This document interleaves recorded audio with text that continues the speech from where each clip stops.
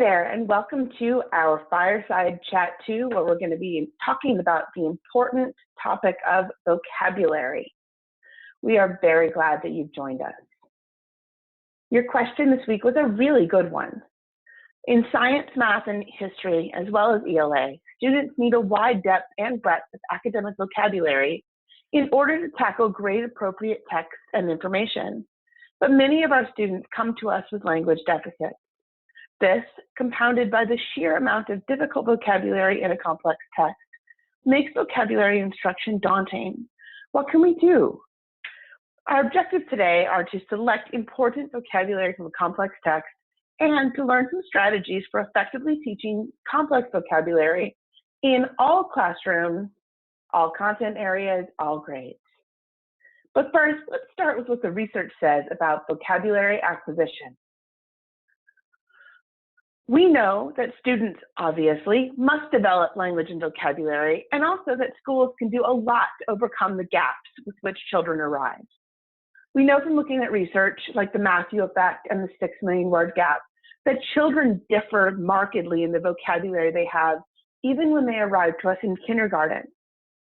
The gap in children with advanced language and children with restricted language grows in the early elementary years, and we know that by 3rd grade, it is a very expansive gap. Students with strong word identification skills, like fluency and decoding, continue to struggle with reading comprehension if they have restricted vocabulary. That is, even if they can decode the words on the page and fluently read them aloud or in their head, they don't know enough of the words on the page to meaningfully access the content. Therefore, we know through research that clarification and exposure are the key. Research shows us that, surprisingly, students do not learn a volume of words through figuring them out in context. Research on both whole and small group instruction conducted over the past 30 years shows us that students are far more successful when they receive clarification of unfamiliar words and repeated exposure to the different facets of these words. That does not mean that we should not allow students to work with a text to figure out words in context.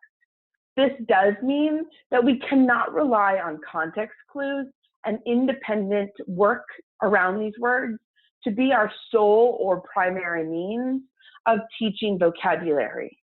We have to clarify unfamiliar words, which can be as simple as giving the definition and talking through an example, or as complex as using text-dependent questions to really dig into the different facets of these words. So just to highlight this example, even as adult readers, working through even specific detail or inference questions about this 3rd grade text would be very difficult for us if we removed some of the Tier 1 and Tier 2 vocabulary words that cause many students with restricted vocabularies to struggle. Words like Japan, words like rickshaw, words like travel, right, would cause us to struggle with even a question like, what is one problem that Eliza experienced? Find evidence in the text to support your answer. As an adult, I look at this and struggle. Imagine being a 3rd grader with a restricted vocabulary and struggling through passages of this type. So let's talk now about selecting some high leverage words in any content area. Tiered vocabulary is a great way to classify words, and many of us are very familiar with Tier 1, Tier 2, and Tier 3. Tier 1, those everyday conversational words that we get in the context of our lives. And Tier 3 are those very domain-specific words, mitosis, meiosis, synthesis, photosynthesis, that we use in very specific scientific or historical contexts.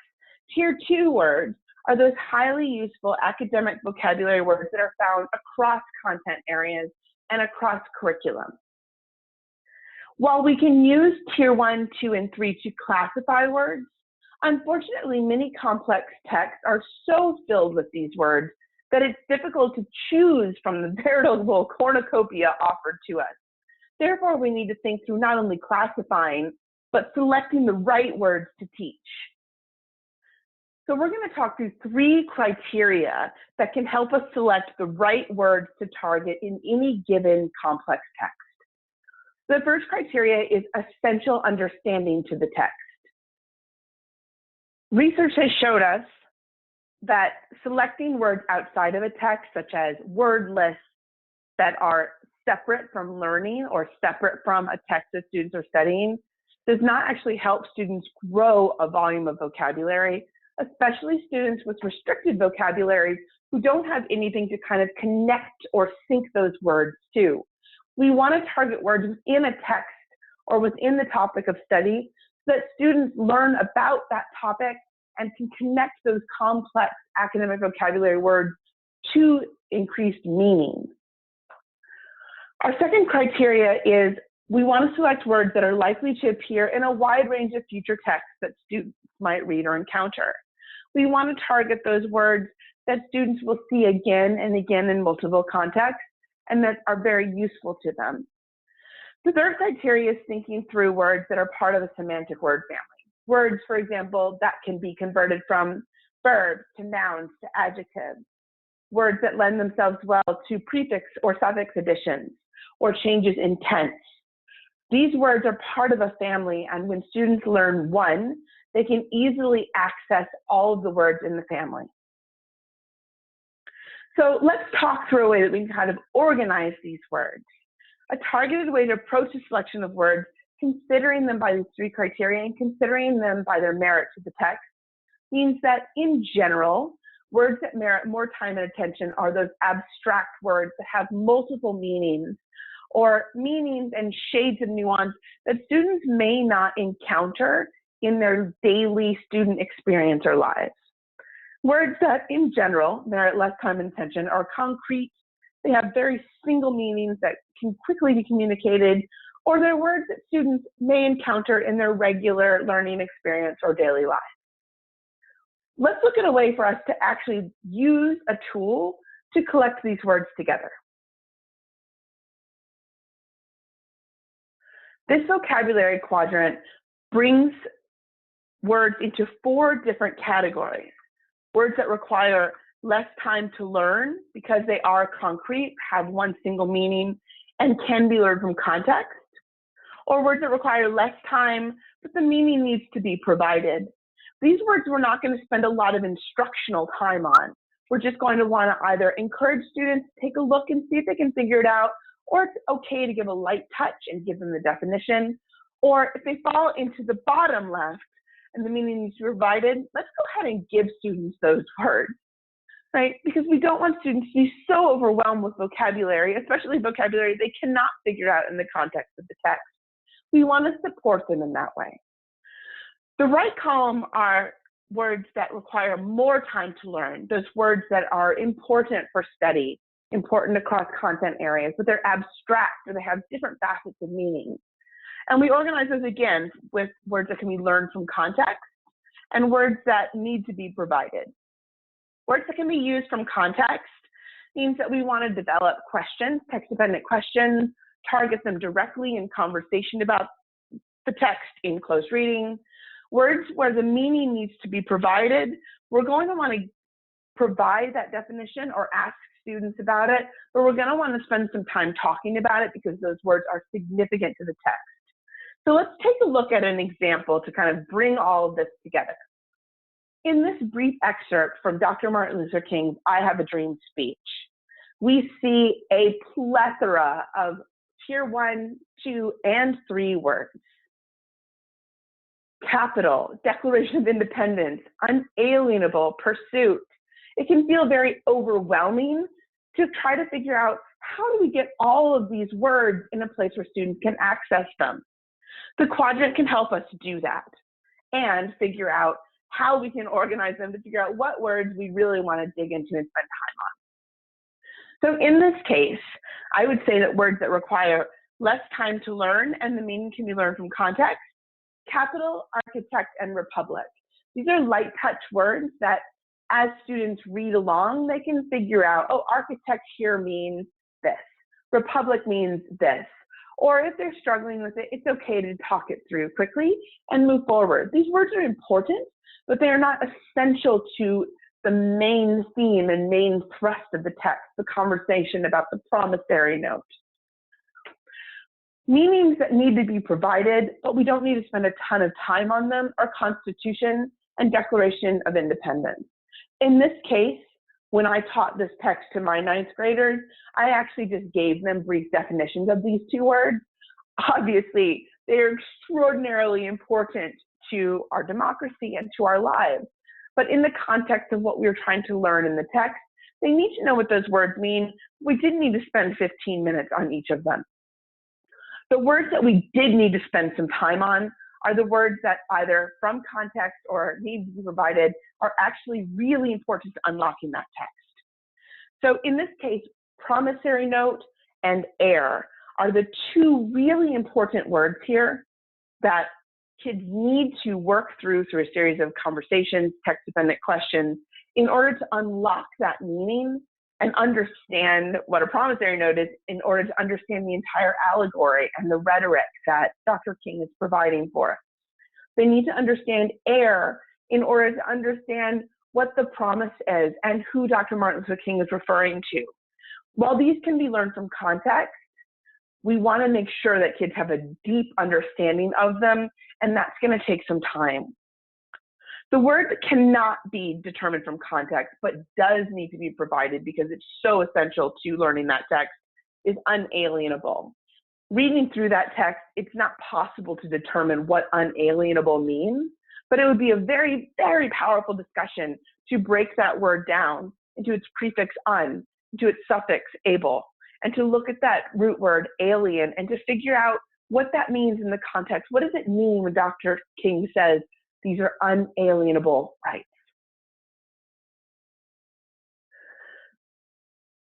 So that's a brief overview of the quadrant. Let's look at some other strategies and resources that are useful across K-2, 3-8, and 9-12. Here's the really good news. Schools can change the trajectory of vocabulary deficits in as little as 30 minutes a day. We know that whole group reading with clarification of words may actually be as effective as elaborate small group intervention. This is a powerful piece of research that tells us that just reading aloud with a group of kids and pausing to talk through those words, hey, unalienable, let's take a look at that word, is actually as effective as targeted instruction. This means that brief touches in our regular classroom can make a huge difference for students with restricted vocabulary. We also know that oral ability does not catch up to reading ability into the adolescence. So audible exposure, such as listening to books on tape while following along, read aloud, shared reading, these are powerful weapons against the vocabulary deficit.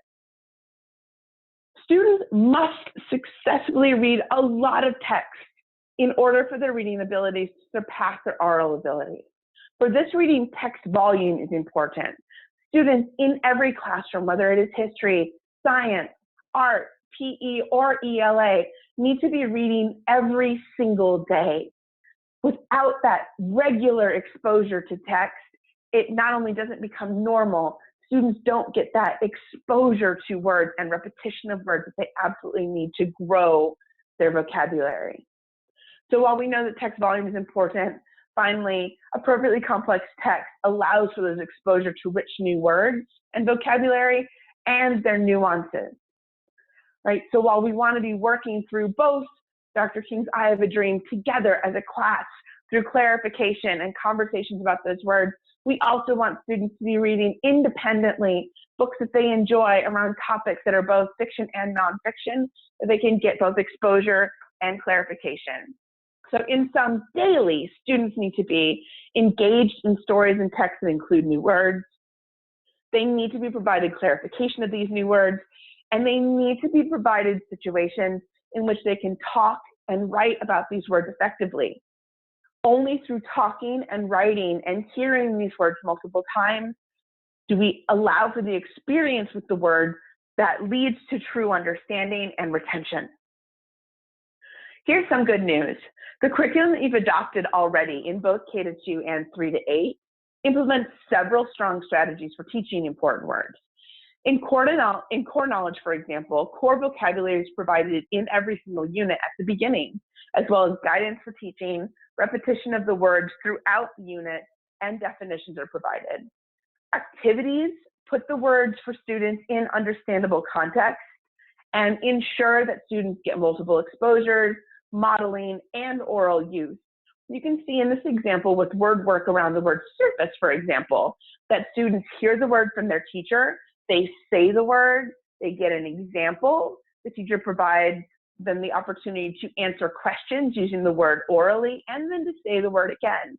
That is 1, 2, 3, 4, 5 different exposures in a single quick activity, and students are orally using the word at least 2 or 3 times. The words selected by core knowledge also meet our criteria for words. They are essential to the understanding of the reading or topic at hand.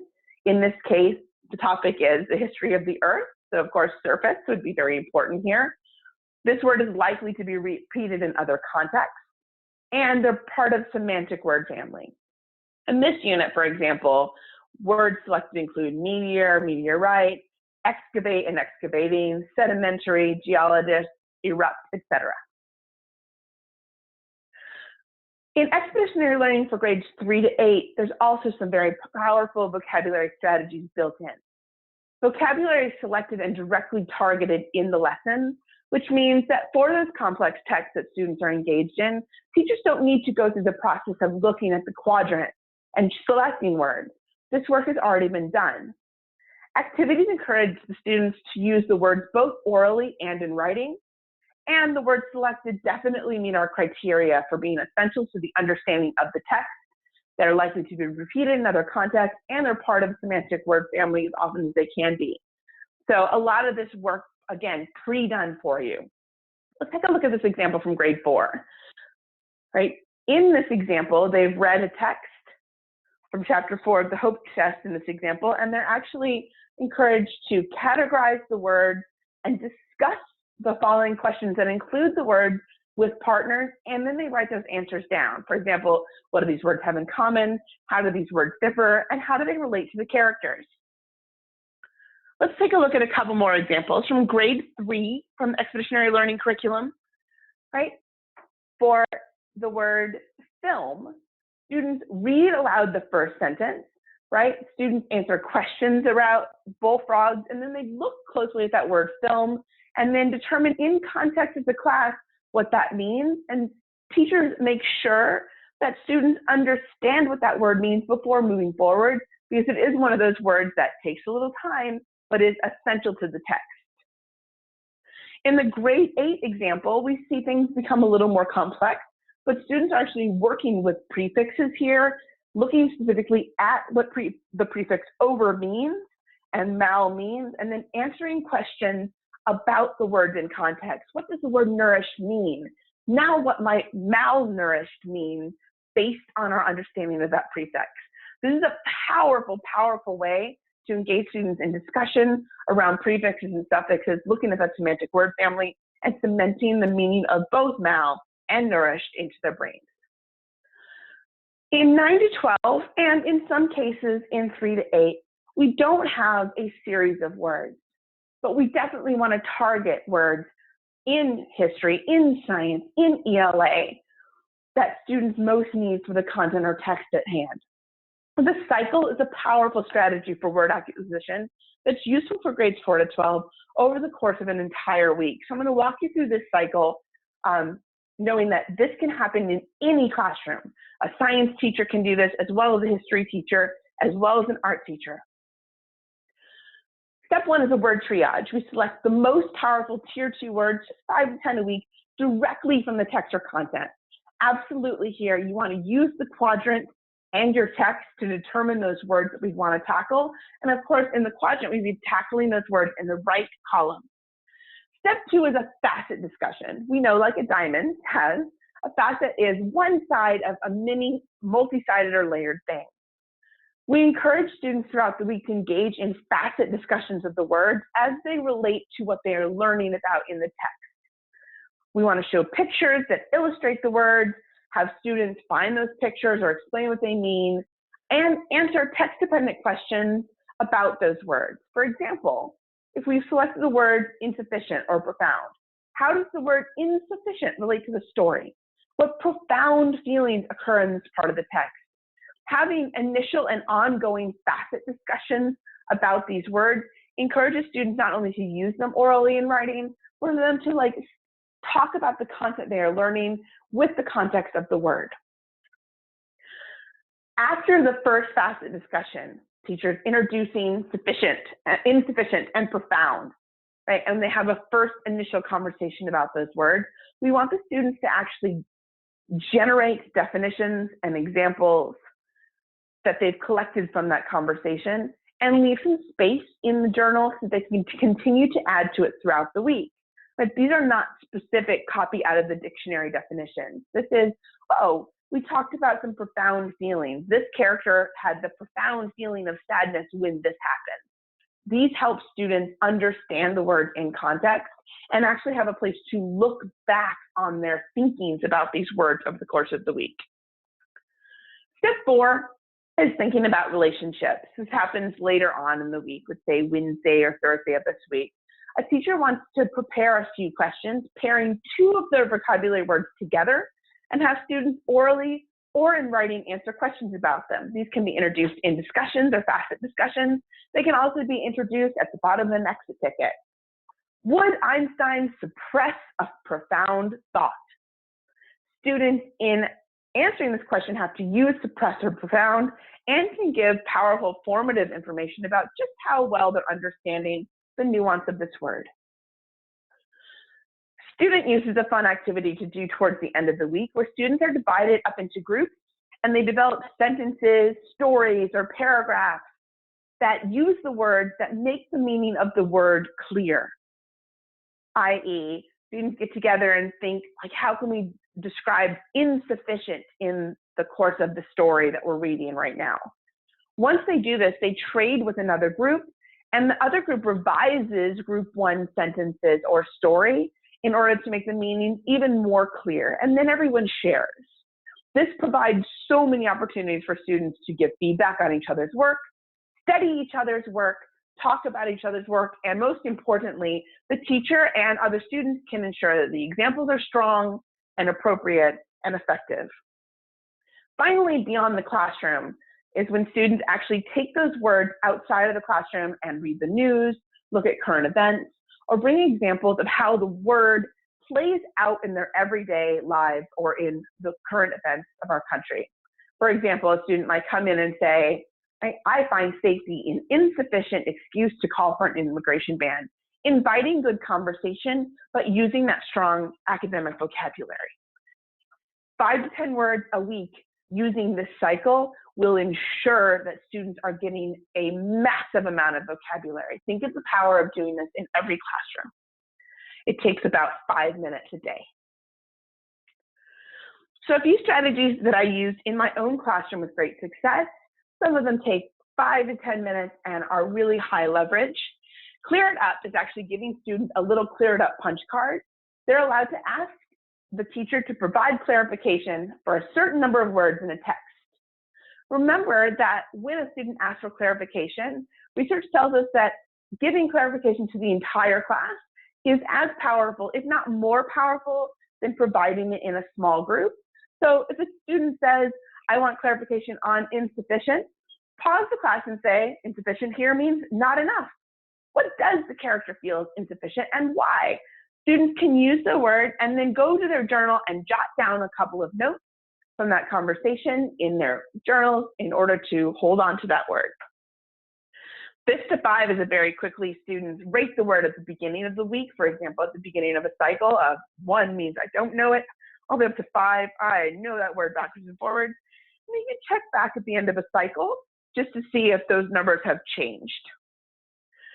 Connecting the example or word association is a very quick back and forth game with students where students briefly discuss a word and give a quick example. So I might say insufficient and have students call back to me what they feel is insufficient. And they can also do this with each other.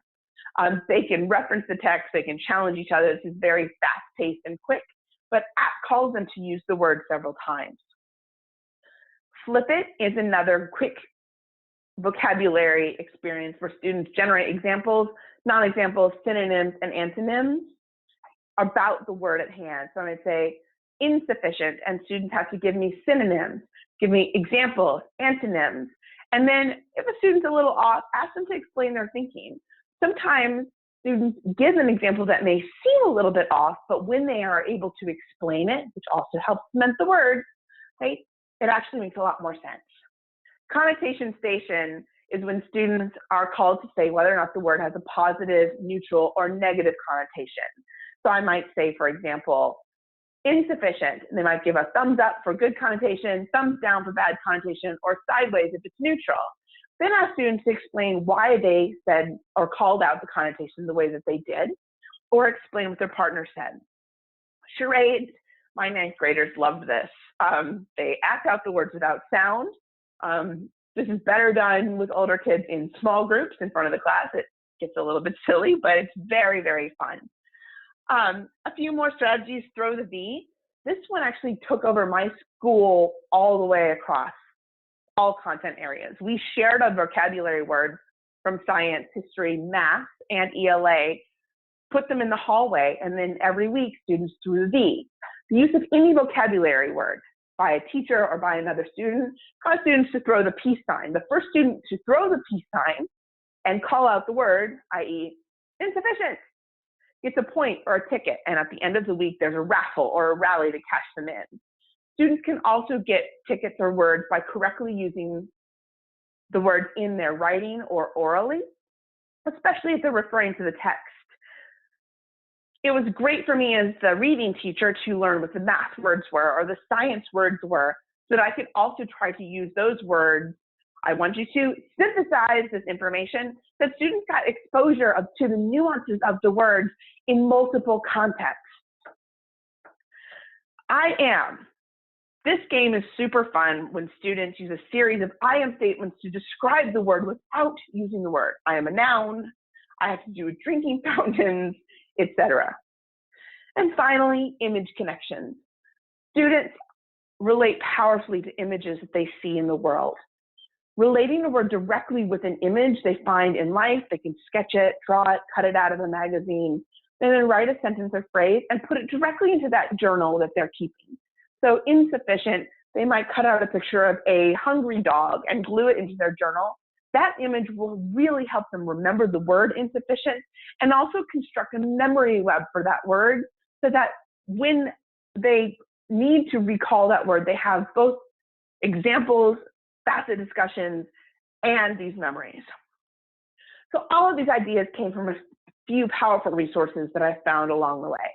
Words Their Way is a strong K-12 research talking about how kids learn and the way they learn words. Bringing Words to Life absolutely changed the way I taught vocabulary and absolutely changed the way that my students retained and learned vocabulary. It's filled with activities, games, and research. Word Nerds makes learning words joyful. It's full of those fun games like I Am and Charades. And a lot of the research for you research nerds out there came from the book Language, Reading, and Success by Andrew B. Miller. If you are interested in learning more about the research behind why vocabulary and language acquisition is so important and often difficult for our struggling readers, check that book out.